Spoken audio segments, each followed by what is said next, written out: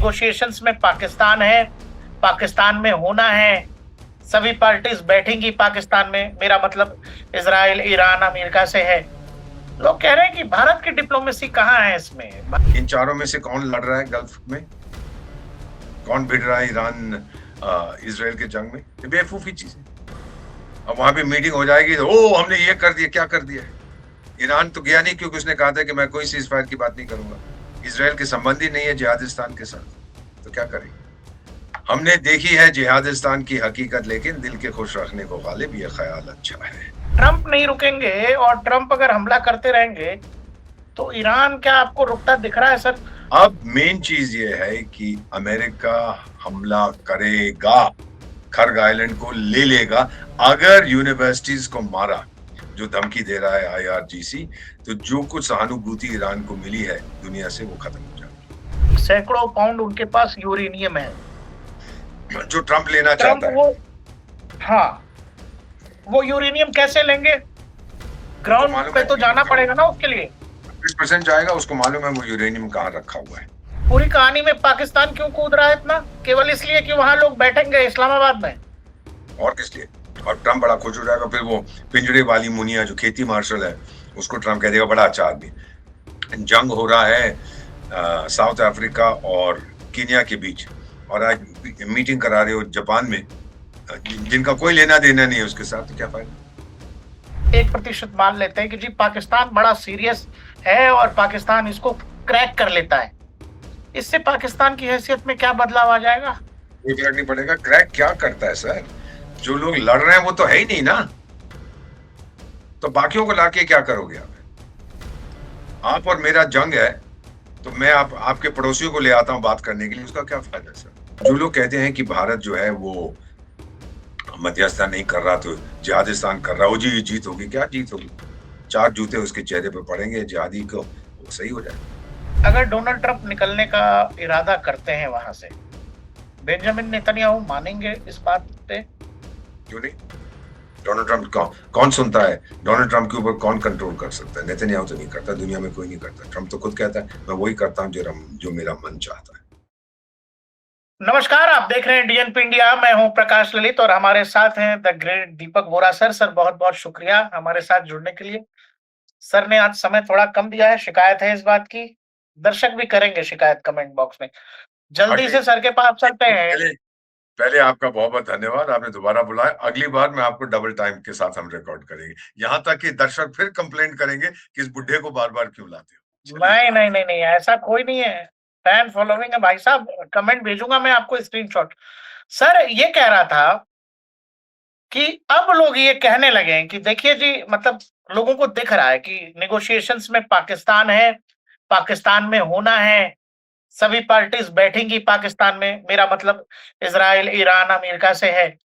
लोग कह रहे हैं कि भारत की डिप्लोमेसी कहाँ है इसमें? भारत तो फेल हो गया, पाकिस्तान जीत गया। मैं इसका जवाब दे देता हूँ। अभी तक कौन गया है? सऊदी अरेबिया गया है, मिस्र गया है, और इजिप्ट, सऊदी अरेबिया, तुर्किया गया है, और अजरबैजान बीच में कूद पड़ा है।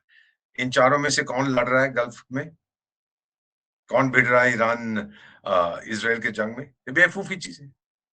अब वहां पे मीटिंग हो जाएगी तो हमने ये कर दिया, क्या कर दिया है? ईरान तो गया नहीं क्योंकि उसने कहा था कि मैं कोई सीज फायर की बात नहीं करूंगा। इजराइल के संबंध ही नहीं है जिहादिस्तान के साथ, तो क्या करेंगे?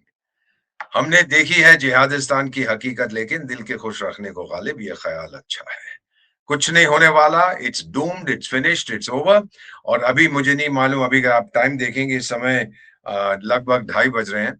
आप चेक करिएगा कि 2 बजे तक ईरान ने धमकी दी थी कि ढेर सारी यूनिवर्सिटीज पर हमला करेगा खाड़ी देशों में, क्योंकि अमेरिका ने और इजराइल ने कहते हैं यूनिवर्सिटी ऑफ तेहरान पे हमला किया था, 400 लोग मार दिए थे, प्रोफेसर एंड स्टूडेंट्स। जबकि इजराइल कहता है कि ये कोई यूनिवर्सिटी नहीं थी, ये न्यूक्लियर फैसिलिटी थी, हमने तभी इसको उड़ा दिया। अब क्या होता है आप देखते जाइए। जो मैं देख रहा हूं इस समय सर, और मैं आपको स्पष्ट रूप से बता देता हूँ, छुपाने की कोई जरूरत नहीं है। बहुत लोग ईरान की तारीफ करते हैं, ना रुकेगा ना झुकेगा, थकेगा जरूर। अरे कितनी मार खाओगे? और एक सवाल मैं आपसे और पूछना चाहता हूं। सवाल मेरा ये है, 1 महीना, 1 दिन, 2 दिन हो गए हैं जंग को, तो ये जो 1 लाख या 50,000 या 20 लाख मिसाइल और ड्रोन ईरान ने बनाए, 1 महीने में बनाए हैं, फिर तो ये दुनिया के सुपरमैन है। 30 साल से बना रहे हैं। और हॉर्मोज जो है वहां पे जो द्वीप है, उसकी भी बड़ी दिलचस्प कहानी है। पहले पोर्चुगीज के पास था, उन्होंने बहुत बड़ा किला बनाया है वहां पर, फिर ब्रिटिश ने ले लिया, और ब्रिटिश ने एक जगह है बुशहर, जहां पर मिडिल ईस्ट का पहला और आखिरी सिविल न्यूक्लियर पावर प्लांट है। तो बुशहर में एक ब्रिटिश रेजिडेंट रहता था, और हॉर्मोज में पानी के जहाज थे, ताकि ब्रिटिश शिप्स को कोई तकलीफ ना हो। और वो पता है जो रेजिडेंट था वो किसको रिपोर्ट, उसकी एसीआर एनुअल कॉन्फिडेंशियल रिपोर्ट कौन लिखता था? मुंबई का गवर्नर। तो हॉर्मोज के तो भारत के साथ बड़े पुराने ताल्लुकात हैं। कहने की बातें हैं।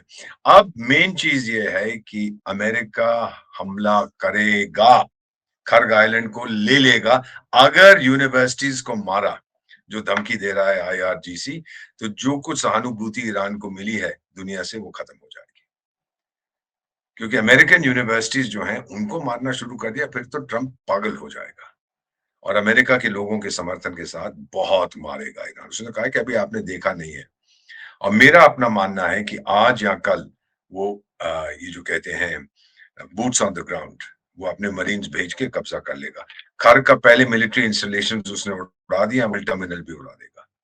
उसके बाद देखते हैं क्या होता है। ट्रंप को ईरानियन तेल नहीं चाहिए अभी, वो लेगा जब वो उसको कंट्रोल करेगा। ईरान का $200 बिलियन का फिगर लोग कहते हैं वहां पे नुकसान हुआ है, तो ये ट्रंप साहब अमेरिकन कंपनियों को भेजेंगे, तेल बेचेंगे, और फिर वहां रिकंस्ट्रक्शन करेंगे, जैसे इराक में हुआ और जैसा गाजा में करने वाले।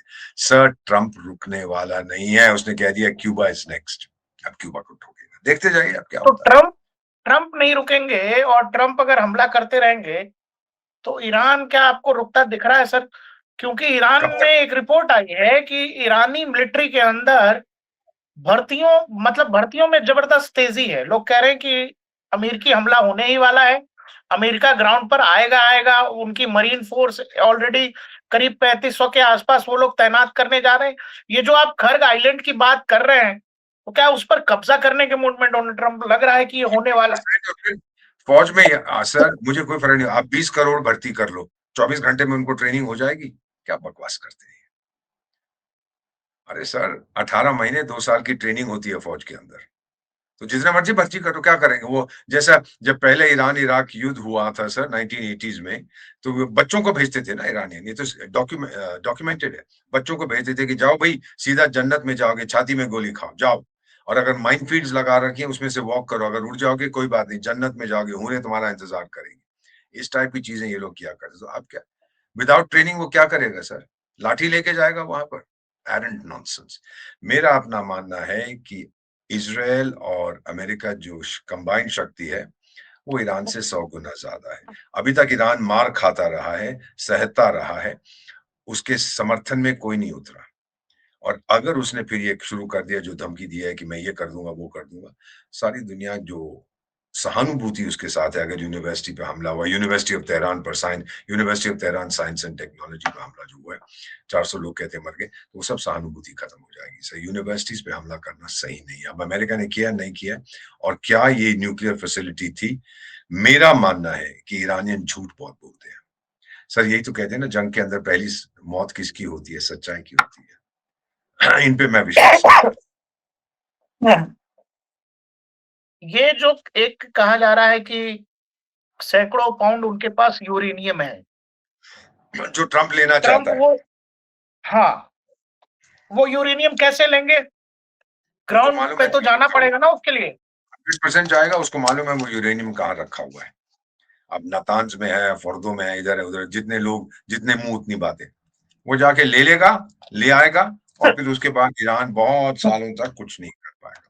उसकी जो न्यूक्लियर एनरिचमेंट फैसिलिटी है सब, ईरान एनपीटी का सदस्य, उसने साइन किया नॉन प्रोलिफरेशन ट्रीटी, जिसमें लिखा है आप 5% तक यूरेनियम को एनरिच कर सकते हो ऊर्जा के लिए। ईरान तो 60-65% पे ले गया है बम बनाने की, वहां भी झूठ बोला है। तो ये चीजें जो है ना, अगर आप इसको ध्यान से देखें, इजराइल कहता है जिस दिन ईरान ने न्यूक्लियर बॉम्ब बनाया, अगले दिन मुझ पे फेंक देगा, मैं खत्म हो जाऊंगा। तो ईरान को हम नहीं बनाने देंगे, कभी नहीं बनाने देंगे। ये कहानी है। पूरी कहानी में पाकिस्तान क्यों कूद रहा है इतना? केवल इसलिए कि वहां लोग बैठेंगे इस्लामाबाद में? और किस लिए? और ट्रंप बड़ा खुश हो जाएगा, फिर वो पिंजड़े वाली मुनिया जो खेती मार्शल है, उसको ट्रंप कह देगा बड़ा अच्छा आदमी। सर ये मीटिंग आप कर रहे थे, मान लीजिए सर जंग हो रहा है साउथ अफ्रीका और कीनिया के बीच, और आज मीटिंग करा रहे हो जापान में, जिनका कोई लेना देना नहीं है उसके साथ, तो क्या फायदा? ये लोग क्या करेंगे?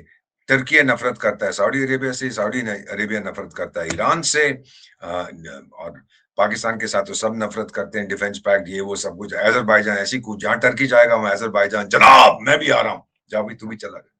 कुछ नहीं होगा, खत्म हो गई होंगी मीटिंग्स, नो रिजल्ट। तो क्या फायदा कि भारत उसमें कूदे? जब जीतने की, जब सक्सेसफुल होने की संभावना नहीं है तो क्यों जाओ? हम पे दबाव डाला गया था कि नहीं, कि यूक्रेन और रूस के बीच में मध्यस्थता करा, हम गए थे। और वो यूक्रेन का जो सर्कस का जोकर है, जो राष्ट्रपति है, वो तो बातों में चुटकुले सुना रहा था जब पीएम साहब बात कर रहे थे। ये क्या क्या बकवास है। अब जब उसको बहुत मार पड़ रही है और दुनिया का ध्यान मिडिल ईस्ट में है, तो उसकी हिकड़ी निकल गई। आजकल कम चुटकुले सुनाता है। So these are things बेटा which we have a very mature diplomatic system। जो लोग कहते हैं कि भारत को मध्यस्थता, यार मैं कल भी मध्यस्थता फिर कर देता हूँ, उसमें दिक्कत क्या है? नतीजा क्या होगा? सुनेगा कौन आपकी? और जो ईरान का अच्छा दीपक 200 सर, बिलियन आप डॉलर, एक मिनट, 200 बिलियन डॉलर का नुकसान हुआ है जो ईरान का, लोग कहते हैं, जो अनुमान लगाया जा रहा है, ये कौन भरेगा? जिहादिस्तान का चाचा देगा? ईरान तो कह रहा है दीपक मुआवजा। सर, एक चीज जो मैं आपसे समझना चाह रहा हूँ कि अगर पाकिस्तान मध्यस्थता कर रहा है, 1% मान लेते हैं कि जी पाकिस्तान बड़ा सीरियस है और पाकिस्तान इसको क्रैक कर लेता है, इससे पाकिस्तान की हैसियत में क्या बदलाव आ जाएगा? कोई फर्क नहीं पड़ेगा। क्रैक क्या करता है सर? जो लोग लड़ रहे हैं वो तो है ही नहीं ना, तो बाकियों को लाके क्या करोगे आप? आप और मेरा जंग है, तो मैं आपके पड़ोसियों को ले आता हूं बात करने के लिए, उसका क्या फायदा है सर? ये बात हमारे यहाँ बेसिकली वाले क्यों नहीं समझ रहे? क्योंकि वो, उनको प्राइम मिनिस्टर नरेंद्र मोदी से पे गुस्सा है। अब इतने साल हो गए, उनकी हुकूमत छिन गई है और वो गुस्सा भारत पे निकाल। इनको फॉरेन पॉलिसी के बारे में क्या मालूम है सर? हम तो चाणक्य की संतान है, इनके बाप को सिखा देंगे विदेशियों को कि कूटनीति क्या होती है। मुझे 52 साल हो गए सर, 75 साल की मेरी उम्र है, छुपाने की कोई जरूरत नहीं है मुझे। We know what diplomacy is, और डिप्लोमेसी में हम तभी कूदते हैं किसी सिचुएशन में अगर हमारा कोई फायदा हो। अगर हम मध्यस्थता करना चाहते हैं, क्या हम कामयाब होंगे? तभी तो जाओ ना सर। पहले तो हम नॉन अलाइन मूवमेंट में होते थे, बड़ा कुछ ये वो करेंगे वो करेंगे, सब खत्म हो गया, फिनिश्ड।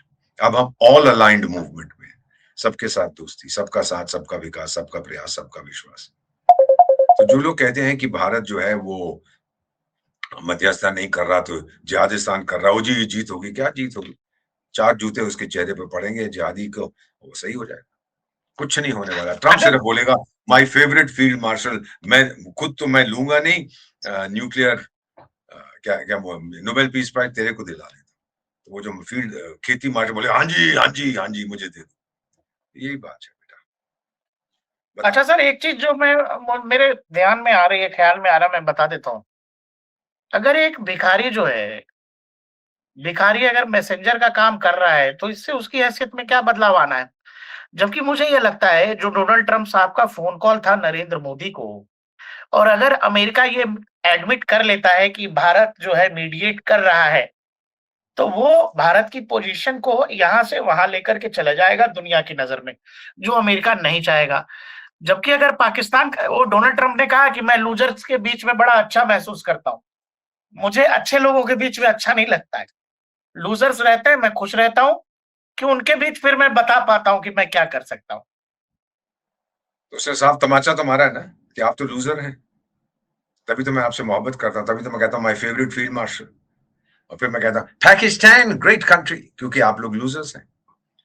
और फिर जब मैं आपके प्रधानमंत्री को शर्मा शेख में कहता हूँ खड़ा हो जा, वो खड़ा हो जाता है। फिर मैं कहता हूँ कूद, कहता है सर कितना ऊंचा कूदना है। ये तो मजाक है ना, मजाक बना रखा है इन लोगों ने। सर, जो सो सलमान दिस, शेख वाली आप बात कर रहे हैं ना, वो धुरंधर फिल्म में दिखाया है। मुझे मालूम है सर, मुझे ये मालूम है। बस मैं इतना ही कह रहा हूँ कि जो, और फिर एक बार फिर जब दोबारा गाजा पीस बोर्ड की जो बातचीत हुई थी एक्सेट्रा, उसमें भी ये बड़ा फुदक रहा था।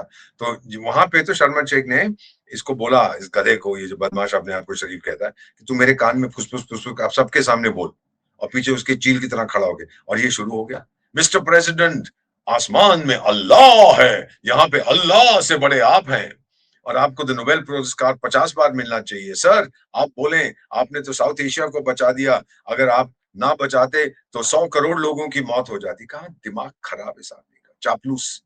आपका क्या है, ट्रम्प मालूम नहीं है कि ये चापलूस है? सो बेसिकली आइडिया इज कि आपने मीटिंग कर दी, चलो बड़ी अच्छी बात है, मुबारक हो, धन्यवाद। नतीजा, परिणाम शून्य। भारत ऐसी चीजों में नहीं पड़ता है सर। कोई संभावना तो होनी चाहिए कि कोई उसका पॉजिटिव रिएक्शन हो, पॉजिटिव रिजल्ट हो, नहीं तो हम लोग उसमें इंटरेस्टेड नहीं है। आपको कितना समय लग रहा है इसमें कि परिणाम आ सकता है, बातचीत का 48 रास्ता खुल घंटे सकता है? 48 घंटे में डोनाल्ड ट्रंप वार करेगा, troops on the ground, Pakistan की तरफ से जाएंगे, डायरेक्टली जाएंगे। वो लोगों का कहना ईरान के पास ये है वो है, सब कुछ मुझे मालूम है, कुछ नहीं है सर। उसके पास हॉर्मुज में जो पुराने पोर्चुगीज टाइम का किला बना हुआ था, उसको इन्होंने बहुत अपनी सामग्री वहां छुपा रखी थी, सब कुछ भस्म कर दिया है अमेरिका। इसलिए तो उनकी मिसाइलें अब कम हो गई जितने वो वार कर रहे हैं। करते जाओ, जब तक एक भी मिसाइल बड़ी है मारते जाओ, उसके बाद कहना भाई अब थक गए यार, अब बहुत मार पड़ी है, चलिए अब समझौता कर लेते हैं। समझौता करना पड़ेगा। ट्रंप बोलता रहेगा कि मैं बात भी कर रहा हूं, ये भी कर रहा हूं, ये सब स्ट्रेटेजिक डिसेप्शन होता है। आप उसका अटेंशन कहीं और डाइवर्ट करिए। ये है कहानी सर, असली कहानी। अच्छा सर, अगर ये पाकिस्तान समझौता करा रहा है और इसी बीच अगर अमेरिकी फोर्सेस बलूचिस्तान के रास्ते ईरान में घुस गई, फिर बलूचिस्तान के रास्ते क्यों घुसेंगे? वो तो सीधा चले जाए, 900 किलोमीटर का बॉर्डर है, घुस गई तो घुसेंगी। तो पाकिस्तान क्या करे? वो तो चमचा है। वो तो उसको डोनाल्ड ट्रंप उसको पिंजरे वाली मुनिया को कहता है, भाई देख यार आज मेरा धोबी नहीं आया, मेरे कपड़े नहीं धोए, तू आके जरा धो। जी जनाब, मैं धो दूंगा। तो ये तो कहानी है इस लोगों की। इट्स पॉइंटलेस, ये बेकार की बात है। पाकिस्तान की बेइज्जती होने वाली है। लेकिन ये भी चाहिए चीज है, जब कोई पाकिस्तानी कहते हैं कि हमारी बेइज्जती हुई है, फिर कहते हैं यार हमारी तो इज्जत है ही नहीं, तो बेइज्जती कैसे होगी?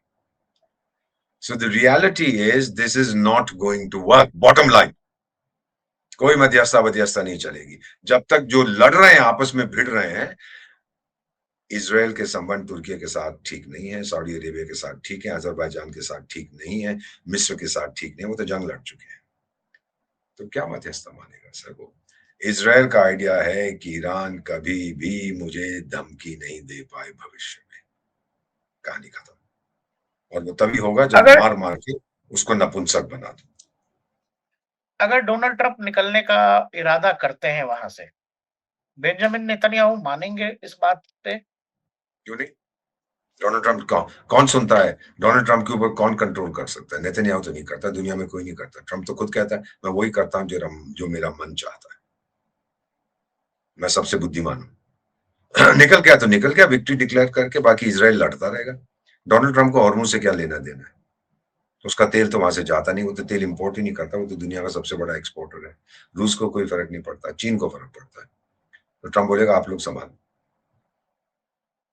सर, आपको ये लग रहा है कि दुनिया में जो कुछ बवाल चल रहा है, जब चारों तरफ कुछ लोग सोशल मीडिया पे लिख रहे हैं कि ये बढ़िया माहौल है भारत के लिए, भारत को पीओके के लिए ट्राई करना चाहिए, कि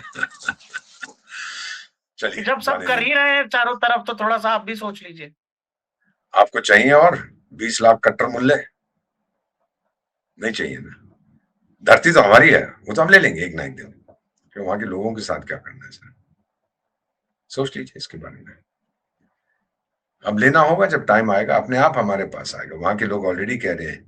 अच्छा, मेरे मुल्ले दोस्त जो हैं कई जिहादिस्तानी कहते हैं, जब कभी मिलते हैं ना सर, उनके घर में भोजन करता, मैं कहा थैंक यू वेरी मच, बहुत अच्छा लगा। कहते हम तो एक ही लोग हैं। तो मैंने कहा फिर अलग क्यों हुए? फिर खामोश हो जाते हैं। अगर एक ही लोग हैं तो फिर अलग क्यों हुए टाइगर? फिर चुप हो जाते हैं। ये कहने की बात है। अगले हमारे लोग 48 बड़े घंटे खुश होते हैं। महत्वपूर्ण है दीपक सर आपके लिहाज से? क्या चीज? अगले 48 घंटे बहुत महत्वपूर्ण है। अगले आप 48 घंटे के बाद फिर हम बात करेंगे। और अगर ईरान ने यूनिवर्सिटीज पे हमला किया, ईरान को बहुत मार पड़ेगी सर, आप देखते जाइए। ठीक है। बहुत बहुत शुक्रिया दीपक सर, बहुत बहुत धन्यवाद हमारे साथ जुड़ने के धन्यवाद लिए। आपका कि आपने शॉर्ट एंड स्वीट रखा है। अगली बार मैं वादा करता हूं 2 घंटे की बातचीत करेंगे आपके साथ। आज क्षमा कर दीजिए। Thank you sir, thank thank you. You very much. Thank you sir, thank you.